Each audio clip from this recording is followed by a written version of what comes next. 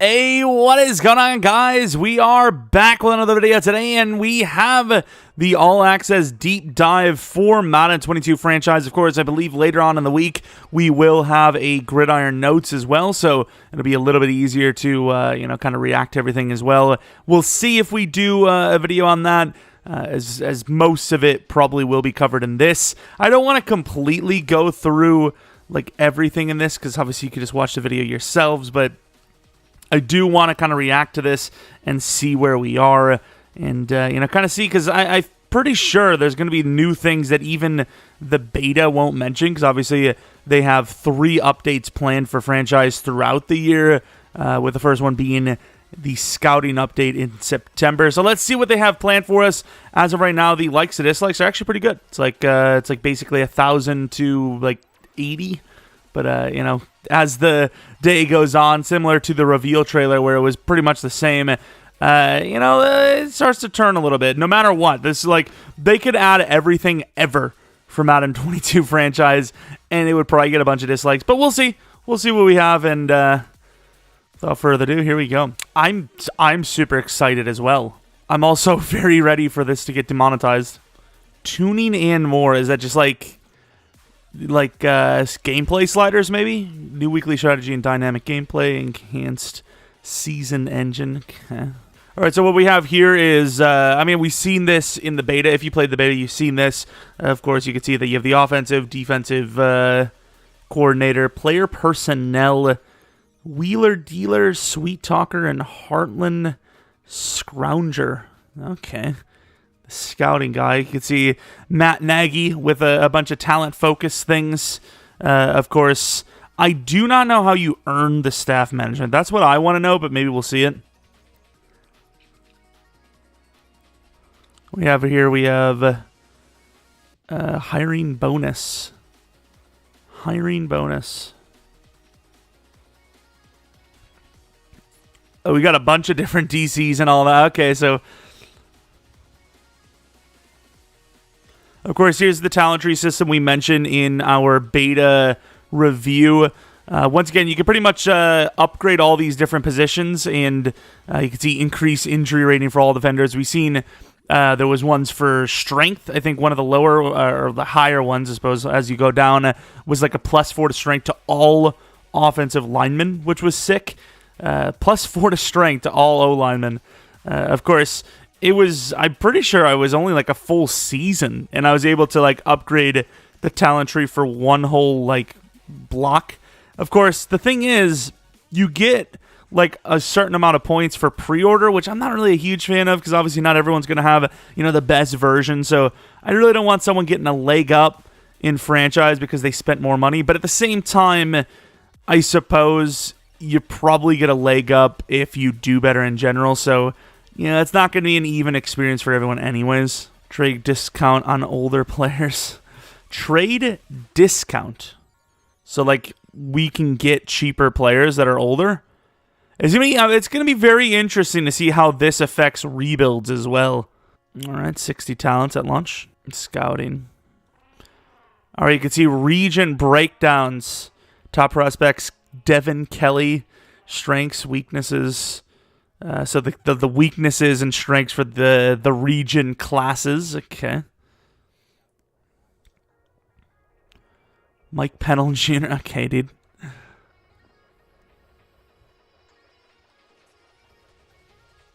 %15 efficiency boost when scouting a position. 5% efficiency boost. An area scout has yet to be assigned in the central region. Okay. Tony Swift, Scrambler, top 5 projection, 70% completion.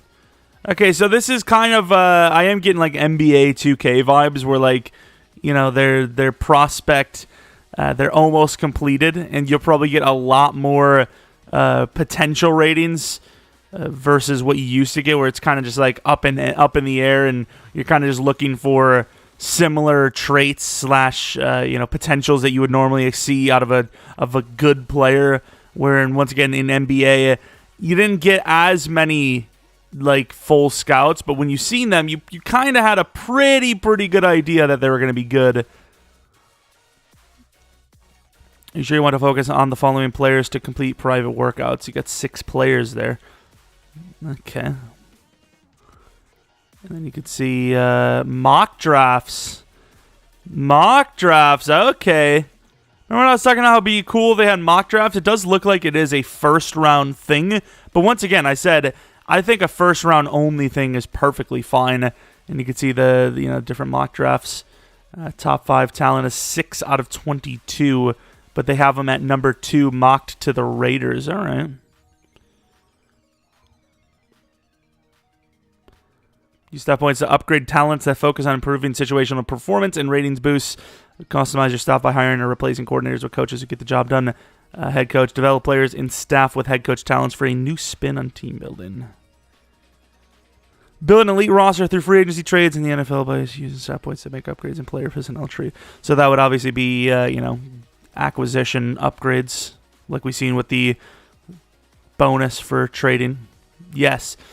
Choose a staff goal to focus on this week, and you'll earn staff points. So win by 14 or more points. You get, so I would imagine if you get 7 points, you get 5, and you get another 5 for getting it all? That's what it seems like, right? Because it looks like half and half. Or maybe you set the goal. Nah, I think it is. Yeah. It is, thanks. All right, so Ronald Jones, inside run, player stats. Get the rate of how many times. Okay, so pick your opponent's tendencies to counter. Defend inside run, defend inside defenders. Inside defenders defeat blocks on inside runs. Inside run defense, +++. Play action pass off inside run. Bounce runs outside. Okay. On the right side, offensive. Okay, so there's a lot of information there. Run blocking, ratings boost on outside run. But of course, that will downgrade your inside run blocking. Okay. Less reach tackles on the inside, more reach tackles to the outside. But that, I really wonder how that works. Is like, if you're banking on them to run outside all the time or inside all the time, like, it'd be very easy to just counter that, right? Like, you notice your opponent's like, oh, they clearly trained inside stuff because I cannot get a damn thing to work on the inside. Or if the meta is outside runs this year and inside runs suck, maybe everyone's just going to focus on outside, but we'll see. We'll see. What do you have here? Key player health, fatigue. Tyreek Hill he's juiced. Tyreek Hill is dead. He's out of here. So you could risk it probably. I wonder. Of course, like, obviously this is going to... Well, actually, to be fair, I don't know how much of this is going to actually factor for, like... I don't know if any of this is going to factor for, quote-unquote, last gen. So we'll see. Obviously, we will be playing... I mean, I wouldn't say obviously, but we probably should play our franchise on next gen. Once again, when I played the beta, it definitely felt way better. Like I mentioned, I would have played more in our Washington football team franchise if the gameplay was the way it is now. Definitely would have played some sort of secondary series after we finish that in that universe. So hopefully that's the case. Hopefully it gets better as well. Overall fatigue, you could see... You can have a full pads practice for highest XP and highest boost. However, it's also a higher injury chance and less fatigue recovery.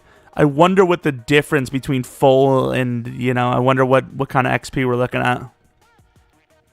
Like, it seems like you'd want to practice that every once in a while. Oh, gameplay boost. Oh, that's actually really big.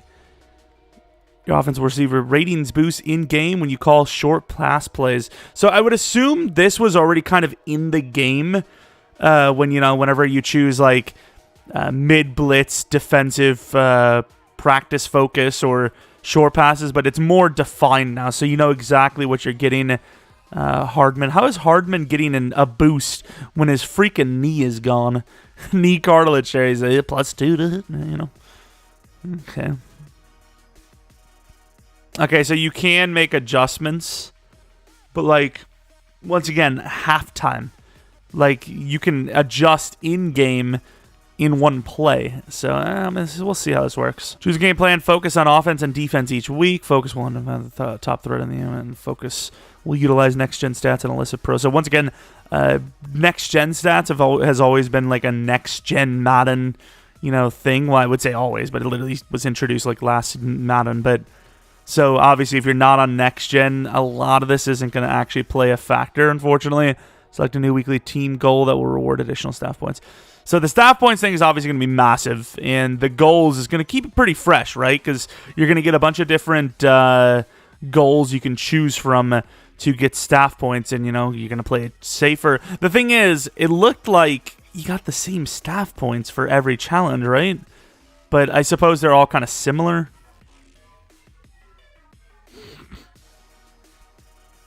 Oh, scenarios.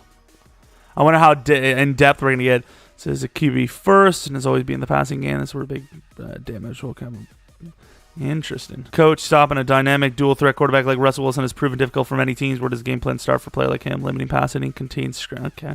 So it's not as simple as like, hey, you're playing a good player. You want to not suck this week? It's like they're actually telling you, hey, do you want to limit the passing or the scrambling?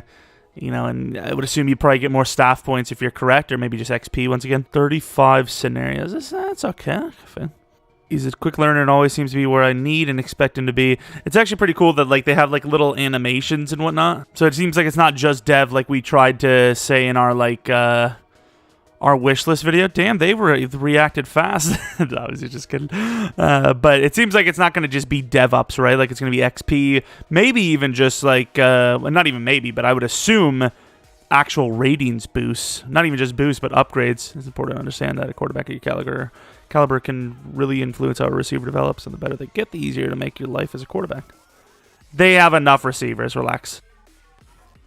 You can see this is what obviously in the beta it showed, but there was a lot of you don't have to go through every little thing to find what you're looking for. You also seen better news articles. There's a bunch of news things rather than having to actually go through it and scroll. And of course it looks a lot smoother, assuming that's what it's going to look like. Yeah, the news screen was way better, a lot better. You can see how many top stories there are rather than seeing one thing and then having to go in there. You can see literally 10. Yeah, that was a lot better as well. Of course, I believe there's also going to be some podcast thing. I don't know if it's just franchise or just in general. I think it was called Making Madden podcast. I think they're going to have a bunch of different podcasts for it, and I believe there is going to be a Gridiron Notes. Honestly, I do not know if we're going to post anything about that, though, because obviously this trailer, this deep dive pretty much covered everything they're going to be having in the game at launch and a little bit into what they're going to be adding throughout the year. But 3 big content updates. I really wonder what the other 2 are going to be. Something to do with the actual draft process, maybe combine or the draft itself. I'm not exactly sure, but again, I like what I see. Obviously, you could definitely see that they put some effort into this. Probably the most effort they've added to franchise in how many years. Obviously, the outcry from the community has definitely worked, which I'm a little surprised by, honestly. Maybe the franchise community is a little bit bigger than we thought, because realistically, we kind of thought, hey, maybe they would just let it even just die out and just make it Ultimate Team only. We've seen games, even from their own company itself, just go quote-unquote multiplayer, because obviously franchise is multiplayer, but a lot of people do play solo. But Battlefield, I believe, is dropping campaign once again, and it's just going to be online only. And there's companies that are making their own multiplayer free to play, and then the campaign is paid, which obviously would definitely show, hey, how many people actually play franchise rather than Ultimate Team. So it's nice to see some love for franchise, and obviously there's going to be more things that come throughout the year. And I'm pretty excited. I like this. I'm really curious to see how it's going to change our normal, what is it called?